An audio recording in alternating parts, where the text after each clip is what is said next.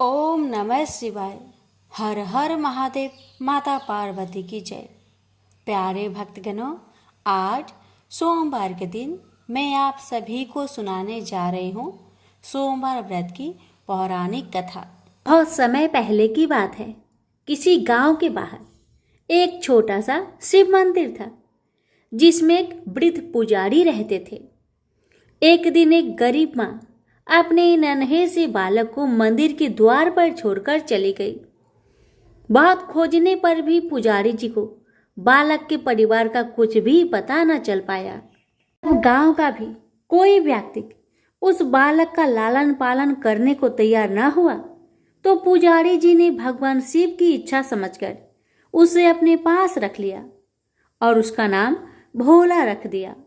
गांव के श्रद्धालु भक्तों से जो कुछ प्राप्त होता, उसी से भगवान शिव का, पुजारी जी का और बालक भोला का किस तरह गुजारा चलता।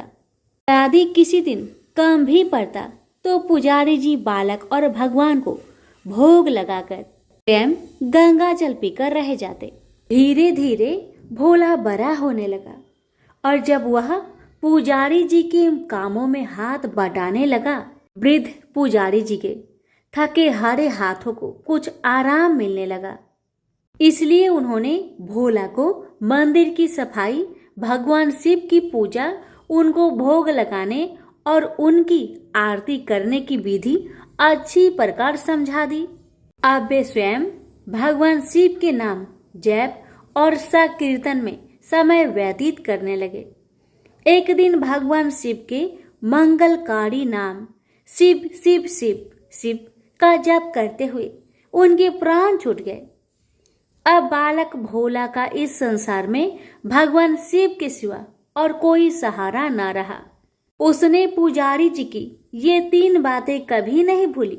भगवान भोलेनाथ, शिव शंकर को ताजी गर्म रसोई का ही भोग लगाना, भगवान को भोग लगाए बिना स्वयं कुछ भी नहीं खाना, भगवान शिव पर विश्वास रखकर कभी भी किसी भी वस्तु का संग्रहण ना करना, बासी भोजन का भी नहीं। यदि कोई भक्त पहले से बना भोजन या मिठाई मंदिर में दे जाता तो बालक भोला उसे गरीबों में बांट देता। वह ताजी रसोई बनाकर ही भगवान को भोग लगाता, उसके बाद ही स्वयं प्रसाद ग्रहण करता और यदि बचता तो उसे बांट देता। यदि रसोई बनाने को सामग्री ना होती तो भोले बाबा और भोला भगत दोनों गंगा जल पीकर ही रह जाते। एक बार बरसात का मौसम आया और 3-4 दिन तक मूसलाधार वर्षा होने से मंदिर में एक भी भक्तजन नहीं झांका। भोला अपने भोले बाबा को गंगा जल का ही भोग लगाता और उसे ही पीकर रह जाता। भोले बाबा बालक की भक्ति और सहन शक्ति की परीक्षा लेते रहे, किंतु आखिर में अपने भक्त बालक को भूख से तड़पते देख उनसे रहा न गया। वे सेठ के नौकर का रूप धरकर हाथ में भोजन सामग्री की पोटली लेकर वर्षा में भीगते हुए मंदिर के द्वार पर जा पहुंचे। उन्होंने आवाज लगाकर भोला को बुलाया और उसके हाथ में पोटली देते हुए बोले, सेठ जी ने यह सीधा कच्चा राशन भेजा है, इससे रसोई बनाओ, भोग लगाओ और स्वयं भी प्रसाद पाओ। मैं कल फिर आऊंगा। भोला भगत ने आशीर्वाद देकर उसे विदा किया और सूखी गीली लकड़ियों के धुएं में गर्म रसोई बनाकर भोले बाबा को भोग लगाया। पूरे बरसात के मौसम में भोले बाबा नौकर के भेष में भोला भगत को सीधा देने आते रहे और स्वयं भी गर्मा गर्म रसोई का भोग पाते रहे। एक दिन भोला भगत ने सोचा कि सेठ जी को सीधा भेजते हुए 4 महीने हो चले हैं, किंतु वे स्वयं कभी मंदिर में भोले बाबा का प्रसाद ग्रहण करने नहीं आए। अगले दिन जब भोले बाबा नौकर का भेष में सीधे की पोटली देने आए, भोला भगत उनसे बोला, आई तुम्हारे इतने धर्मात्मा सेठ जी कभी स्वयं मंदिर में प्रसाद लेने नहीं आए, इस कारण मेरा हृदय अत्यंत दुखी हो रहा है। अपने सेठ जी से कहना कि कल वे भी मंदिर में प्रसाद ग्रहण करने अवश्य पधारे। सुनकर नौकर बने भोले बाबा चौंक कर घबरा उठे और बोले, पुजारी जी, सेठ जी मेरे द्वारा आपको सीधा भेजते ही हैं। आप इससे भगवान को भोग लगा लेते हैं और स्वयं भी प्रसाद पाते हैं। फिर सेठ जी को बीच में बुलाने की क्या जरूरत है? जैसा चल रहा है वैसा ही चलने दीजिए। भोला बोला, ऐसे कैसे चलने दूं? आपके धर्मात्मा सेठ जी इतने दिनों से सीधा जो भेज रहे हैं, क्या मैं उन्हें भगवान का प्रसाद देने का अपना कर्तव्य भी पूरा ना करूं? मैं किसी का उद्धार खाने वाला नहीं हूं। अपने सेठ जी से कह देना कि यदि कल भोले बाबा का प्रसाद ग्रहण करने ना पधारे तो मैं उनका सीधा लेना बंद कर दूंगा। नौकर बने भोले बाबा तो अपने भोले भगत की अकड़ देखकर कांप उठे और यह सोचकर मन ही मन हंसे कि वाह, आज तो लेने वाला ही देने वाले पर धौंस दिखा रहा है। लेकिन सरल हृदय भक्त के मनोभाव पर रीझ कर वे बोले, ठीक है पुजारी जी, कल सेठ जी मंदिर में प्रसाद ग्रहण करने जरूर पधारेंगे।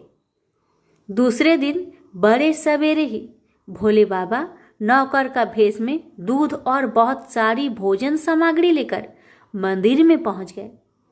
भोला चौंकते हुए बोला, भाई आज इतना सारा सीधा किस लिए ले आए? नौकर बने भोले बाबा बोले, पुजारी जी भूल गए क्या?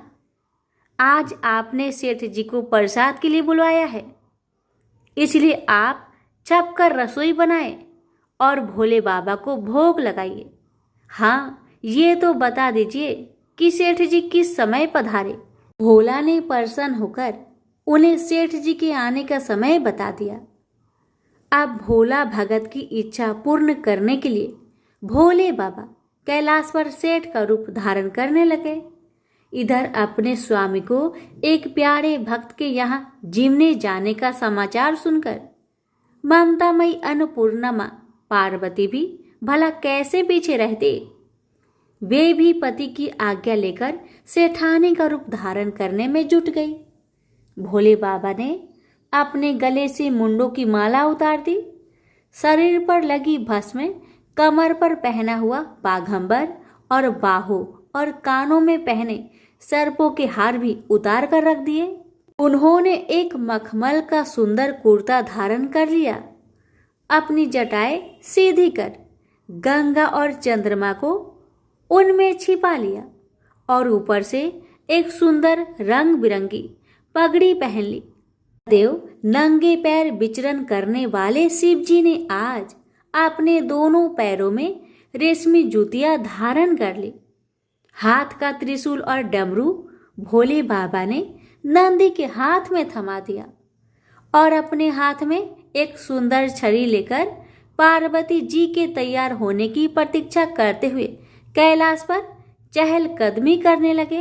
इधर पार्वती जी घंटों से मेकअप करने में जुटी हुई थी।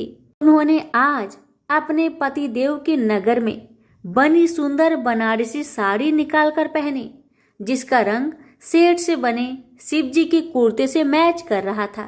उन्होंने सोने चांदी हीरे के जगमगाते हुए आभूषण धारण कर लिए, पैरों में सुंदर सैंडल पहन ली, बगल में सुंदर सा पर्स दबा लिया और भोले बाबा के बार बार आवाज लगाने के बाद श्रृंगार कक्ष से बाहर निकल कर आई। जब पार्वती जी और शिव जी ने एक दूसरे को सेठ सेठानी के भेष में देखा तो वे चकित होकर एक दूसरे को निहारते ही रह गए। दोनों एक दूसरे को देख देख कर निहाल हुए जा रहे थे। इससे पहले उन्होंने कभी एक दूसरे का ऐसा सुंदर रूप देखा ही नहीं था। जब भगवान गौरी शंकर सेठानी सेठ का रूप धरकर कैलाश से अपने भक्त के यहाँ दावत उड़ाने चले तो गणेश, कार्तिकेय, नंदी, ऋषि मुनि, देवता, देवांगनाएं भी उन्हें देखकर ठागे से रह गए। सेठ बने शिव जी अपने हाथ में ली हुई छड़ी को आधा से घुमाते हुए पृथ्वी पर टेकते हुए चल रहे थे और उनके पीछे पीछे बगल में पर्स दबाए अपनी सैंडल से टक टक और पायलों से छन छन की मधुर ध्वनि करती हुई मां पार्वती सेठानी बनी हुई चल रही थी।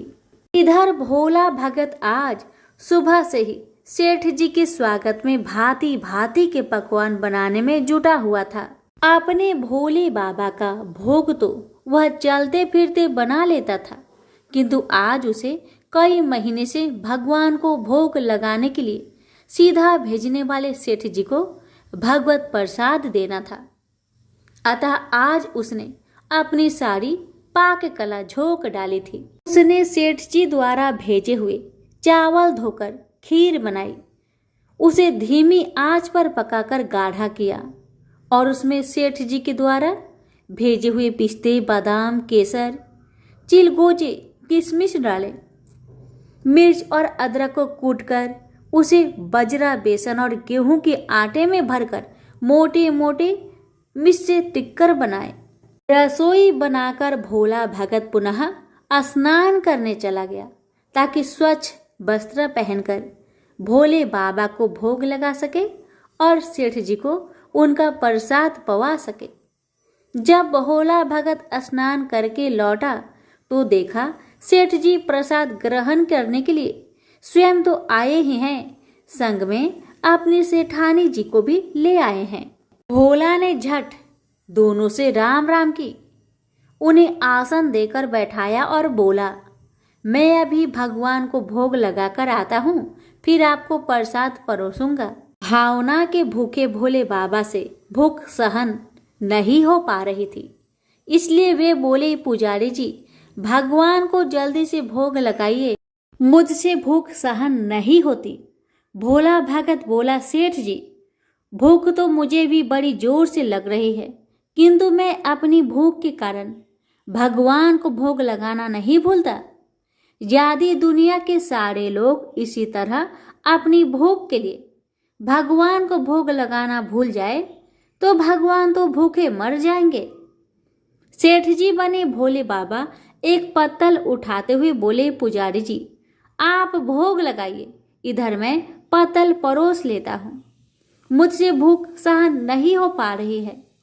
भोला भगत सेठ जी बने भोले बाबा को डांटते हुए बोला, सेठ जी भगवान के काम में ना तो जल्दीबाजी चलती है और न कंजूसी। मैं जब तक भगवान को भोग नहीं लगा लेता आप रसोई के पास भी नहीं फटक सकते। चुपचाप इधर बैठ जाइए और ओम नमः शिवाय जपते रहिए। मैं अभी आता हूँ और आपको पेट भर भोजन कराता हूँ। सेठ बने शिवजी डांट खाकर चुपचाप अपने आसन पर जा बैठे। सेठानी पार्वती उनकी यह दशा देख बड़ी मुश्किल से अपनी हंसी रोक पाई, लेकिन जैसे ही भोला भगत पत्तल में सामग्री लेकर भगवान को भोग लगाने मंदिर में गया, शिवजी पार्वती जी को मौन रहने का संकेत करते हुए चुपके चुपके पैर रखते हुए रसोई में पहुंच गए और उन्होंने एक एक व्यंजन उठाकर चखना शुरू कर दिया। भोले बाबा को प्रसाद को चखते ही भौंकचक्के रह गए। खीर में चीनी की जगह नमक भरा हुआ था और सब्जियों में चीनी भरी हुई थी। जैसे ही भोले बाबा ने रोटी का एक ग्रास तोड़कर मुंह में दिया तो सी सी करने लगे, क्योंकि रोटी में मिर्च ही मिर्च भरी थी। वो सी सी करते हुए उल्टे पैर भाग आए और अपने आसन पर जा बैठे। माँ पार्वती अपने स्वामी की यह हालत देखकर खिलखिलाकर हंस पड़ी। इससे पहले कि भोले बाबा पार्वती जी के सामने कुछ सफाई दे पाते, भोला भगत ओम नमः शिवाय मंत्र का जप करते हुए आ पहुंचा। उसने भोग को रसोई में मिलाकर उसे पवित्र बना डाला और फिर सेठानी के सामने पत्तल परोसकर हाथ जोड़कर बोला, सेठ जी अब आप जी भरकर प्रसाद पाइए। भोले बाबा तो अभी अभी भक्त की भक्ति से जोरदार उसके हाथ की बनी हुई रसोई चख चुके थे। अतः उसे जिमने की बात सुनकर उनके पसीने छूटने लगे। कभी वे भोला का तो कभी पार्वती का मुख देखने लगते। भोला को सेठ जी की ढील बर्दाश्त नहीं हुई और बोला, सेठ जी अब क्या हो गया आपको? अभी अभी तो इतनी उतावली मचा रहे थे, अब क्यों नहीं जिमते? आप जिमोगे तभी तो माता जी भी प्रसाद ग्रहण करेगी और फिर मैं भी प्रसाद पाऊंगा। भोला की ललकार सुनकर भोले बाबा ने चुपचाप खीर का कुल्हड़ उठाया और सारी नमकीन खीर गटागट पी गए। कुल्हड़ खाली होने की देर थी कि भोला ने उसे झट से भर दिया। अपने प्रिय भक्त के हाथों से परोसे हुए भोग में भगवान को आज दुगना स्वाद आने लगा। भोला परोसता गया और भोले बाबा पीते गए। जगत माता पार्वती, भक्त और भगवान दोनों के प्रेम को देख देखकर मंत्रमुग्ध हो रही थी। जब सारी रसोई समाप्त हो गई तो भगवान ने एक जोर से डकार ली। भोला को होश आया और बोला, वाह सेठ जी वाह, मैं ही बावला था जो इतनी थोड़ी सी रसोई बनाई। मुझे पता होता कि आपको प्रसाद ग्रहण करने का इतना शौक है तो और भी ज्यादा रसोई बनाता। भोले बाबा अपने पेट पर हाथ फेरते हुए सेठानी बनी पार्वती की ओर मुस्कुराकर देखते हुए बोले, पुजारी जी मैं इतना रोज कहाँ खाता हूँ, किंतु आज प्रसाद इतना स्वादिष्ट बना था कि अपने पर बस नहीं कर रहा और खाता ही चला गया। किंतु तभी भोला भक्त रुआसा होकर बोला, सेठ जी वह तो आपने ठीक किया, लेकिन माता जी तो भूखी ही रह गई। ममतामयी पार्वती माँ से भोला का रुआसा मुख देखा नहीं गया। उन्होंने बची हुई खीर की 4 बूंदें अपने कंठ में टपका ली। भोले बाबा द्वारा भोग लगाने से प्रसाद में अद्भुत अलौकिक स्वाद भर गया था। ऐसी सुगंधित और मीठी खीर चखकर जगत जननी आकंठ तृप्त हो गई और उनके तृप्त होते ही सृष्टि का प्रत्येक प्राणी तृप्त हो गया। भोला भगत बोला, सेठ जी आपने और माता जी ने प्रसाद ग्रहण कर लिया, इससे मुझे अत्यंत संतोष हुआ है। समझ लीजिए कि आप दोनों द्वारा प्रसाद ग्रहण करने से मेरा भी पेट भर गया। मेरी तो वैसे भी महीने में 4 एकादशी हो जाती है, किंतु मैं भी एक दाना ले ही लेता हूँ, जिससे कि भोले बाबा के प्रसाद का अनादर ना हो।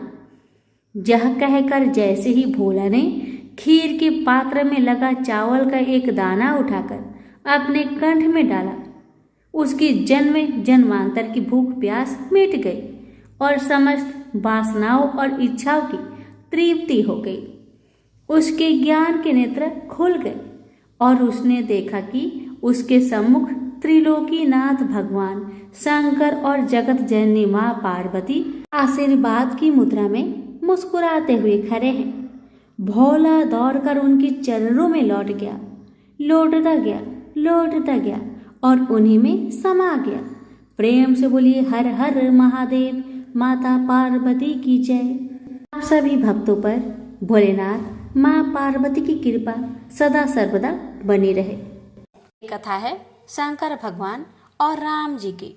राम नियम पूर्वक प्रतिदिन पार्थिव पूजन क्या करते थे, यह बात वाल्मीकि रामायण में और श्री रामचरितमानस में भी आई है। उनके द्वारा श्री रामेश्वर की स्थापना वर्णन रामायण में किया जा चुका है।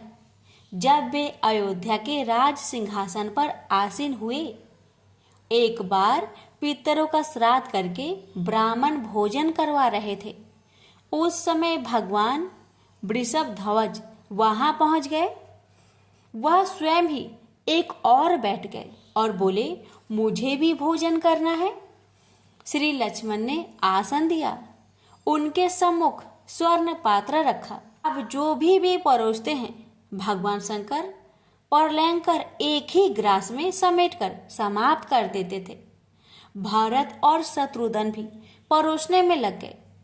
किंतु जब साक्षात शिव भोजन करे, पात्र रिक्त हुए बिना कैसे रह सकता था।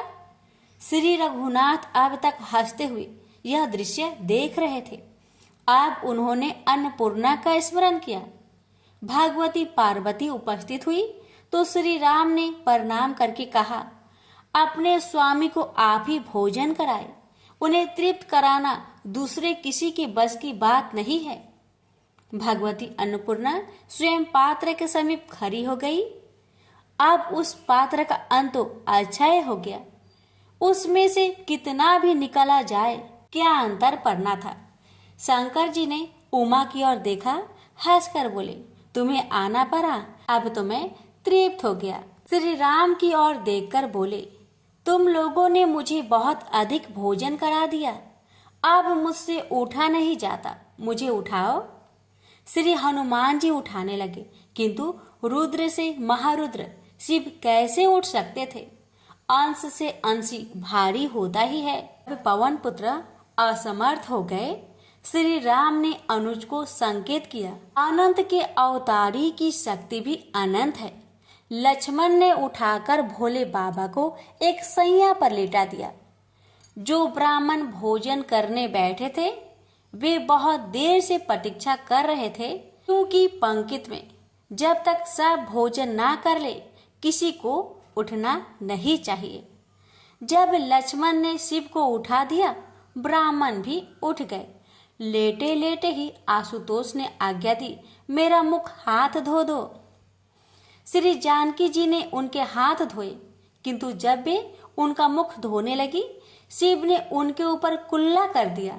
जगदम्बा ने हाथ जोड़कर हाथ पूर्ण स्वर्ण में कहा, आपने बड़ी कृपा की, आपके उछितल जल के पड़ने से जानकी का शरीर पवित्र हो गया। मैं भाग्यशालिनी हूँ कि आपने मुझे इस कृपा का पात्र समझा। राम को आकर मेरे चरण संवाहन करना चाहिए। आशुतोष ने आज्ञा दी। श्री रघुनाथ लक्ष्मण के साथ आकर चरण दबाने लगे। भरत और शत्रुघ्न दूसरी ओर ब्राह्मणों के सत्कार में लग गए। श्री विदेह नंदिनी ने व्यंजन उठाया और वायु करने लगी। अब भोले बाबा प्रसन्न हुए, हंसते हुए उठकर बैठ गए। बोले, मैंने क्रोध करने के अनेक अवसर दिए, किंतु तुम मर्यादा पुरुष उत्तम की मर्यादा धन्य है। मैं प्रसन्न हूँ, कुछ मांग लो। श्री रघुनाथ जी हंसे, महाराज आप विष का भोजन करते हैं, आभूषण के नाम पर आपके पास सर्प है, गज चर्म को वस्त्र आपने बनाया है, आपका वाहन है बूढ़ा बैल, भूत प्रेत पिचास आपके सेवक है। इनमें से किसी का हमारे लिए कोई उपयोग नहीं है।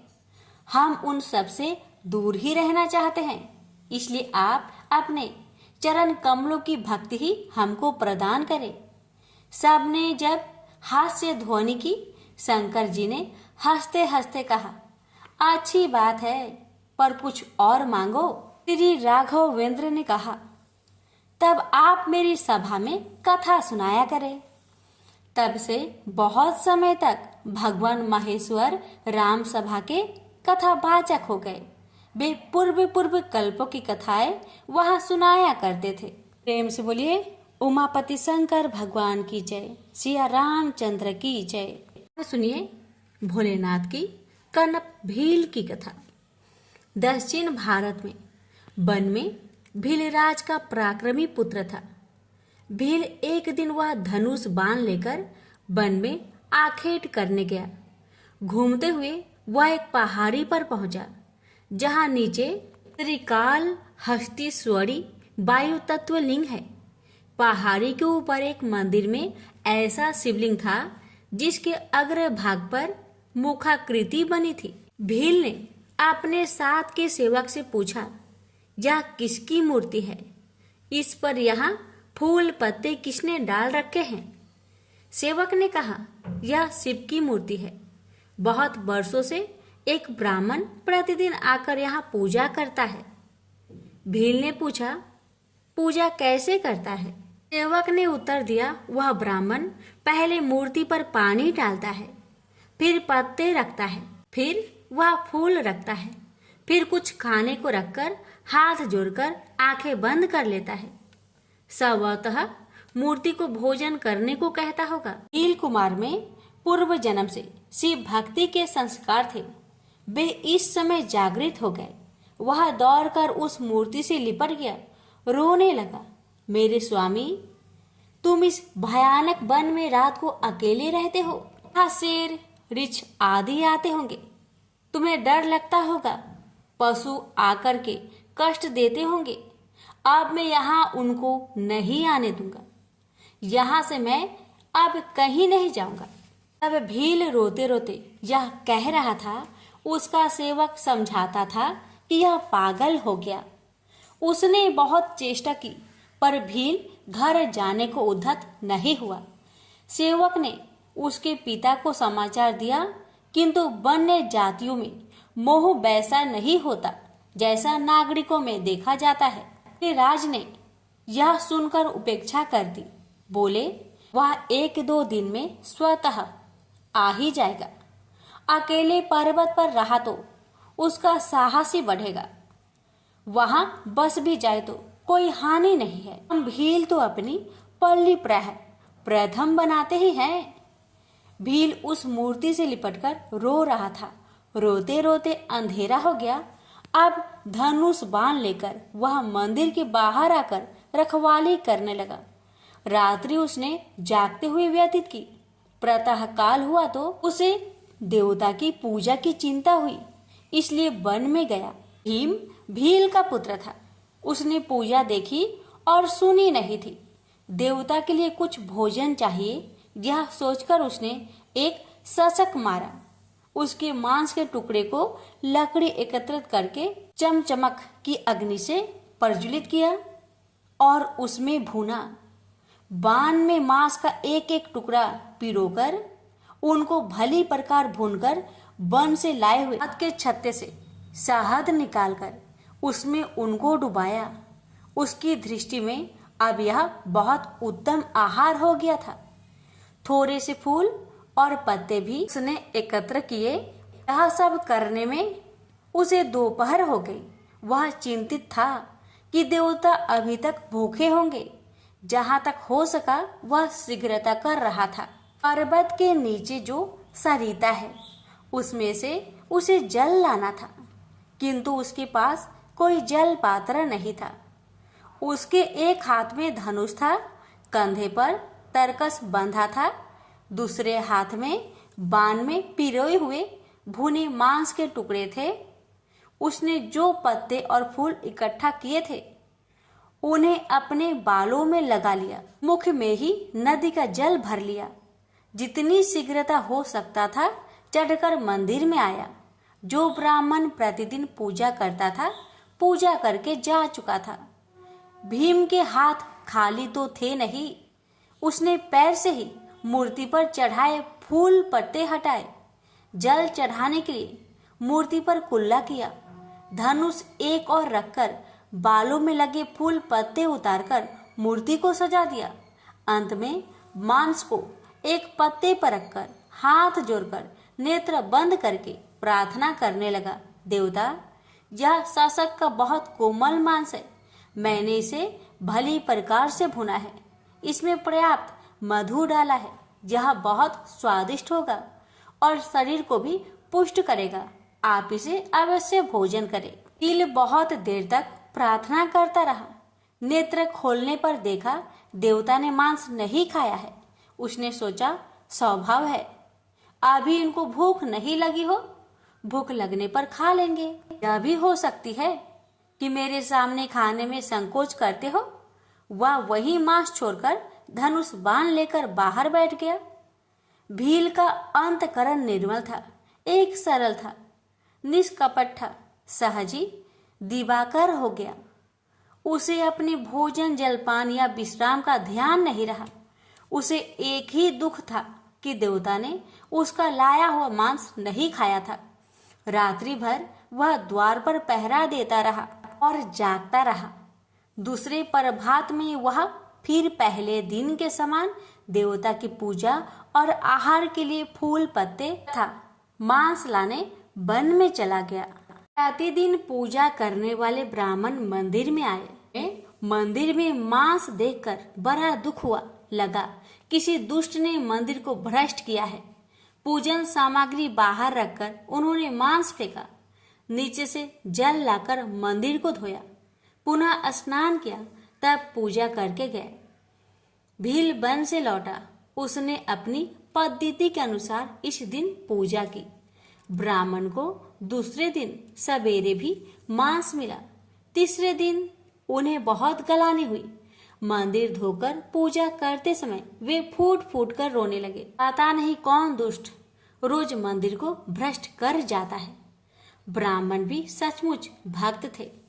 उन्हें अत्यधिक वेदना हो रही थी मंदिर भ्रष्ट होने से। उनके दुख को देखकर मंदिर में शब्द हुआ, ब्रिपवर, आप व्यर्थ शोक कर रहे हैं। यह मांस लाने वाला दुष्ट नहीं है, मेरा परम भक्त है, अत्यंत सरल है।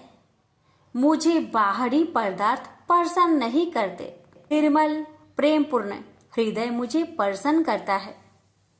इस भोले भील भक्त के पैरों का स्पर्श मुझे पार्वती के स्पर्श से भी अधिक प्रिय है। उसका कुल्ला किया हुआ जल गंगा जल से भी मुझे पवित्र लगता है। उसके केसों से निकले पत्र पुष्प कल्प वृक्ष के पुष्पों से भी मुझे मनोहारी प्रतीत होते हैं। और उसका मांस का अर्पित नैवेद्य मुझे अब तक प्राप्त तपस्वियों के नैवेद्य से भी अधिक प्रिय है। आपको उसका प्रेम दिखना है तो यही छिपे रहिए। अमन वही छिप गया।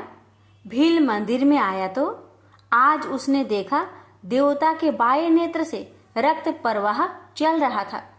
उसे बहुत क्रोध आया। उसने हाथ में लाया हुआ मांस एक और रखा और धनुष पर बाण चढ़ाकर इधर उधर ढूंढने लगा कि किसने देवता को मारा है, लेकिन कोई पशु भी आसपास नहीं मिला। लौटकर उसने अपना धनुष उठाया और वन में चला गया। थोड़ी देर में बहुत सी जड़ें, पत्ते, फूल लिए हुए लौटा। उसे घाव पर लगाने की जितनी जड़ियां ज्ञात थी सब ले आया था। एक एक को अपने थूक से रगड़कर पीसकर देवता के नेत्र पर रखने लगा, किंतु किसी से कोई लाभ नहीं हुआ। रक्त को बंद नहीं होना था सो बंद नहीं हुआ। भील व्याकुल हो गया। देवता के नेत्र से रक्त बह रहा है, अब वह क्या करे। सहसा उसे किसी बूढ़े ने कहा था, शरीर के उसी स्थान का मांस वहां लगा दे तो घाव ठीक हो जाता है। उस वृद्ध की बात ठीक है या नहीं, भील ने उस पर विचार नहीं किया। उसने अपने बाण की नोक अपने बाएं नेत्र में घुसा ली और वह नेत्र निकालकर देवता के नेत्र पर रखकर लगाया। यह देखकर वह हर्ष से खिल उठा। इससे देवता के नेत्र की रक्तधार बंद हो गई। अपने नेत्र की पीड़ा का उसे ध्यान ही नहीं था। अचानक देवता के दाहिने नेत्र से रक्त आने लगा। यह देखकर भील को 2 क्षण स्तब्ध रह गया। फिर उसे स्मरण आया, एक में हुआ रोग दूसरे नेत्र में भी प्राय हो जाता है। लेकिन अब भील को कुछ सोचना नहीं था, दवा उसे ज्ञात हो गई थी। उसने अपने दाहिने पैर का अंगूठा देवता की दाहिने आंख पर रखा, क्योंकि जब वह अपना नेत्र निकाल देगा देख नहीं सकेगा। दूसरी आंखें भी निकालने के लिए उसने बाण उठाया और उसे दाहिने नेत्र में चुभाने जा रहा था। तभी मंदिर एक दिव्य ज्योति से चमकने लगा। भगवान शंकर प्रकट हो गए। उन्होंने उसका हाथ पकड़ लिया। पुत्र, परीक्षा हो गई, मैं प्रसन्न हूँ। आज से तुम कैलाश में मेरे समीप वाम भाग में रहोगे। भील का वाम नेत्र प्रभु के स्पर्श से स्वस्थ हो गया था। उसे लेकर भगवान शंकर कैलाश चले गए। भीलों की भाषा में नेत्र चढ़ाने वाले इस शब्द का पर्याय कन्नप नाम पड़ गया। तो प्रेम से बोलिए हर हर महादेव, माता पार्वती की जय। किसी नगर में एक धनी व्यापारी रहता था। दूर दूर तक उसका व्यापार फैला हुआ था। नगर के सभी लोग उस व्यापारी का सम्मान करते थे। इतना सब कुछ संपन्न होने के बाद भी वह व्यापारी बहुत दुखी था, क्योंकि उसका कोई पुत्र नहीं था, जिस कारण अपने मृत्यु के पश्चात व्यापार के उत्तराधिकारी की चिंता उसे हमेशा सताती रहती थी। पुत्र प्राप्ति की इच्छा से व्यापारी प्रत्येक सोमवार भगवान शिव का व्रत पूजा किया करता था और शाम के समय शिव मंदिर में जाकर शिव जी के सामने घी का दीपक जलाया करता था। उसकी भक्ति देखकर माँ पार्वती प्रसन्न हो गई और भगवान शिव से उस व्यापारी की मनोकामना पूर्ण करने का निवेदन किया। भगवान शिव बोले, इस संसार में सबको उसके कर्म के अनुसार फल की प्राप्ति होती है। जो प्राणी जैसा कर्म करते हैं उन्हें वैसा ही फल प्राप्त होता है। शिव जी द्वारा समझाने के बावजूद माँ पार्वती नहीं मानी और उस व्यापारी की मनोकामना पूर्ति हेतु वे शिव जी से बार बार अनुरोध करती रही। अंततः माता के आग्रह को देखकर भगवान भोलेनाथ को उस व्यापारी को पुत्र प्राप्ति का वरदान देना पड़ा। वरदान देने के पश्चात भोलेनाथ माँ पार्वती से बोले, आपके आग्रह पर मैंने पुत्र प्राप्ति का वरदान तो दे दिया, परंतु इसका यह पुत्र 16 वर्ष से अधिक समय तक जीवित नहीं रहेगा। उसी रात भगवान शिव उस व्यापारी के सपने में आए और उसे पुत्र प्राप्ति का वरदान दिया और उसके पुत्र की 16 वर्ष तक जीवित रहने की भी बात बताई। भगवान के वरदान से व्यापारी को खुशी तो हुई, लेकिन पुत्र की अल्पायु की चिंता ने उस खुशी को नष्ट कर दिया। व्यापारी पहले की तरह सोमवार के दिन भगवान शिव का विधिवत व्रत करता रहा। कुछ महीनों के बाद उसके घर एक अति सुंदर बालक ने जन्म लिया और घर में खुशियां ही खुशियां भर गई। बहुत धूमधाम से पुत्र जन्म का समारोह मनाया गया, परंतु व्यापारी को पुत्र जन्म की अधिक खुशी नहीं हुई, क्योंकि उसे पुत्र की अल्प आयु के रहस्य का पता था। जब पुत्र 12 वर्ष का हुआ तो व्यापारी ने उसे उसके मामा के साथ पढ़ने के लिए बनारसी भेज दिया। लड़का अपने मामा के साथ शिक्षा प्राप्त हेतु चल दिया। रास्ते में जहाँ भी मामा भांजे विश्राम हेतु रुकते, वहीं यज्ञ करते और ब्राह्मणों को भोजन कराते। लंबी यात्रा के बाद मामा भांजे एक नगर में पहुँचे। उस दिन नगर के राजा की कन्या का विवाह था, जिस कारण पूरे नगर को सजाया गया था। निश्चित समय पर बारात आ गई, लेकिन वर का पिता अपने बेटे के एक आंख से काने होने के कारण बहुत चिंतित था। उसे भय था कि इस बात का पता चलने पर कहीं राजा विवाह से इनकार न कर दे, इससे उसकी बदनामी भी होगी। जब वर के पिता ने व्यापारी के पुत्र को देखा तो उसके मस्तिष्क में एक विचार आया। उसने सोचा, क्यों ना इस लड़के को दुल्हा बनाकर राजकुमारी से विवाह करा दूं।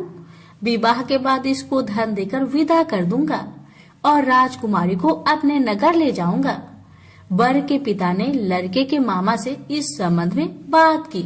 मामा ने धन मिलने की लालच में वर के पिता की बात को स्वीकार कर ली। लड़के को दूल्हे का वस्त्र पहनाकर राजकुमारी से विवाह कर दिया गया। राजा ने बहुत सारा धन देकर राजकुमारी को विदा किया। शादी के बाद लड़का जब राजकुमारी के साथ लौट रहा था तो वह सच नहीं छिपा सका और उसने राजकुमारी की ओढ़नी पर लिख दिया, राजकुमारी, तुम्हारा विवाह मेरे साथ हुआ था। मैं तो बनारसी पढ़ने के लिए जा रहा हूँ और अब तुम्हें जिस नवयुवक की पत्नी बनना पड़ेगा वह कान्हा है। जब राजकुमारी ने अपनी ओढ़नी पर लिखा हुआ पढ़ा तो उसने कान्हे लड़के के साथ जाने से इनकार कर दिया। राजा को जब ये सब बातें पता लगी तो उसने राजकुमारी को महल में ही रख लिया। उधर लड़का अपने मामा के साथ बनारसी पहुंच गया और गुरुकुल में पढ़ना शुरू कर दिया।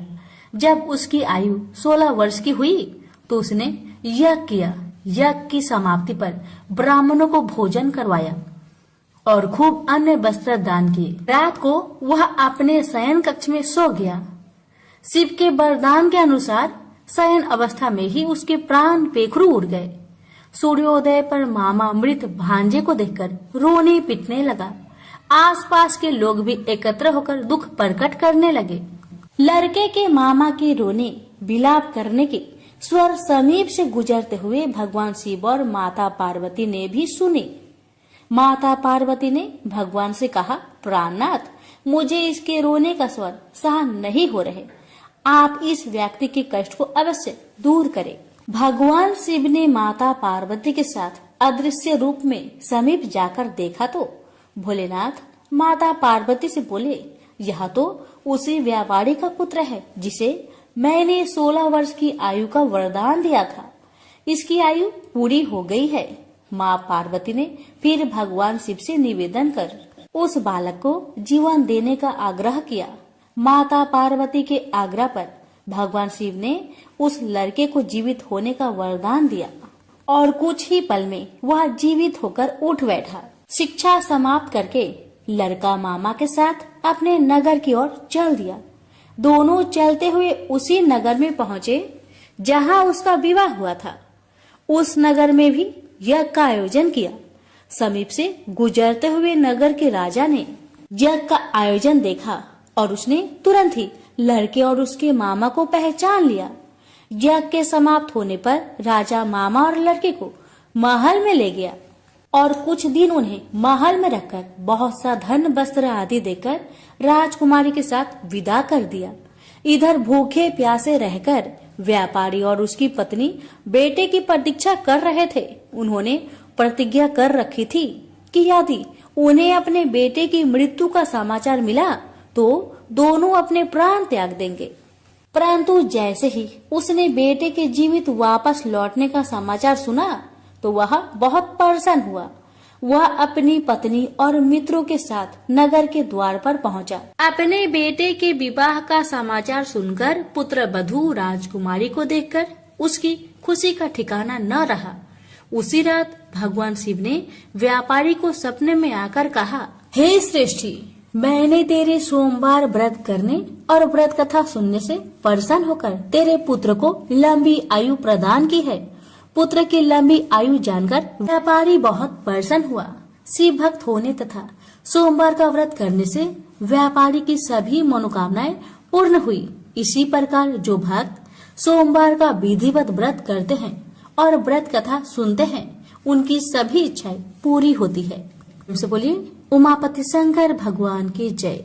एक समय श्री महादेव जी पार्वती के साथ भ्रमण करते हुए मृत्यु लोक में अमरावती नगरी में आए। वहां के राजा ने शिव मंदिर बनवाया था जो कि अत्यंत भव्य एवं रमणीक तथा मन को शांति पहुंचाने वाला था। भ्रमण करते समय शिव पार्वती भी वहां ठहर गए। पार्वती जी ने कहा, हे नाथ, आओ आज इसी स्थान पर चौसर पासे खेले। खेल प्रारंभ हुआ। शिव जी कहने लगे, मैं जीतूंगा। इस प्रकार उनकी आपस में वार्तालाप होने लगी। उस समय पुजारी जी पूजा करने आए। पार्वती जी ने पूछा, पुजारी जी बताइए जीत किसकी होगी? पुजारी बोला, इस खेल में महादेव जी के समान कोई दूसरा परंगत नहीं हो सकता, इसलिए महादेव जी ही यह बाजी जीतेंगे।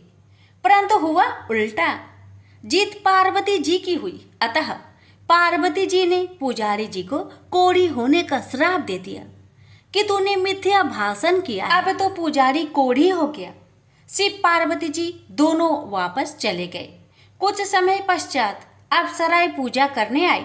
अप्सराओं ने पुजारी के उसके कोढ़ी होने का कारण पूछा। पुजारी ने सब बातें बता दी।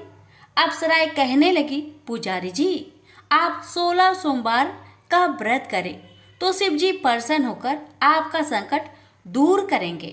पुजारी जी ने अप्सराओं से व्रत की विधि पूछी। अप्सराओं ने व्रत करने और व्रत के उद्यापन करने की संपूर्ण विधि बता दी। पुजारी ने विधि पूर्वक श्रद्धा भाव से व्रत प्रारंभ किया और व्रत अंत में व्रत का उद्यापन भी किया। व्रत के प्रभाव से पुजारी जी रोग मुक्त हो गए। कुछ दिनों के बाद शंकर भगवान पार्वती जी पुनः उस मंदिर में आए तो पुजारी जी को रोग मुक्त देखकर पार्वती जी ने पूछा, मेरे दिए हुए श्राप से मुक्ति पाने का तुमने कौन सा उपाय किया? पुजारी जी ने कहा, हे माता, अप्सराओं द्वारा बताए गए 16 सोमवार के व्रत के करने से मेरा यह कष्ट दूर हुआ है। पार्वती जी ने भी 16 सोमवार का व्रत किया, जिससे उनसे रूठे हुए कार्तिकेय जी भी अपना माता से प्रसन्न होकर आज्ञाकारी हुए। कार्तिकेय जी ने पूछा, हे माता, क्या कारण है कि मेरा मन सदा आपके चरणों में लगा रहता है? पार्वती जी ने कार्तिकेय को 16 सोमवार के व्रत का महात्म्य तथा विधि बताई। तब कार्तिकेय जी ने भी इस व्रत को किया तो उनका बिछड़ा हुआ मित्र मिल गया। अब मित्र ने भी इस व्रत को अपने विवाह होने की इच्छा से किया। फलतः वह विदेश गया। वहां के राजा की कन्या का स्वयंवर था। राजा ने प्रण किया था कि हथिनी जिस व्यक्ति के गले में वरमाला डाल देगी उसी के साथ राजकुमारी का विवाह करूंगा। यह ब्राह्मण मित्र भी स्वयंवर देखने की इच्छा से वहां एक और जाकर बैठ गया। हथिनी ने इसी ब्राह्मण मित्र को माला पहनाई तो राजा ने बड़ी धूमधाम से अपनी राजकुमारी का विवाह उसके साथ कर दिया। तत्पश्चात दोनों सुखपूर्वक रहने लगे। एक दिन राजकन्या ने पूछा, हे नाथ, आपने कौन सा पुण्य किया जिससे हथिनी ने आपके गले में वरमाला पहनाई? ब्राह्मण पति ने कहा, मैंने कार्तिकेय जी द्वारा बताए अनुसार 16 सोमवार का व्रत पूर्ण विधि विधान सहित श्रद्धा भक्ति से किया, जिसके फल के कारण मुझे तुम्हारे जैसे सौभाग्यशाली पत्नी मिली। अब तो राजकन्या ने भी सत्य पुत्र प्राप्ति के लिए व्रत किया और सर्वगुण संपन्न पुत्र प्राप्त किया। बड़े होकर पुत्र ने भी राज्य प्राप्ति की कामना से 16 सोमवार का व्रत किया। राजा के देवलोक होने पर इसी ब्राह्मण कुमार को राजगद्दी मिली। फिर भी वह इस व्रत को करता रहा। एक दिन उसने अपनी पत्नी से पूछा, सामग्री शिवालय ले चलने को कहा, परंतु उसने पूजा सामग्री अपनी दासियों द्वारा भिजवा दी। जब राजा ने पूजन समाप्त किया तो आकाशवाणी हुई कि हे राजा, तुम इस पत्नी को त्याग दो, नहीं तो राजपाट से हाथ धोना पड़ेगा। प्रभु की आज्ञा मानकर उसने अपनी पत्नी को महल से निकाल दिया। तब वह अपने भाग्य को कोसती हुई एक बुढ़िया के पास गई और अपना दुखड़ा सुनाया। तभी बुढ़िया को बताया, मैं पूजन सामग्री राजा के कहे अनुसार शिवालय में नहीं ले गई और राजा ने मुझे निकाल दिया। बुढ़िया ने कहा, तुझे मेरा काम करना पड़ेगा। उसने स्वीकार कर लिया। तब बुढ़िया ने सूत की गठरी उसके सिर पर रखी और बाजार भेज दिया। रास्ते में आंधी आई तो सिर पर रखी गठरी उड़ गई। बुढ़िया ने डांट कर उसे भगा दिया।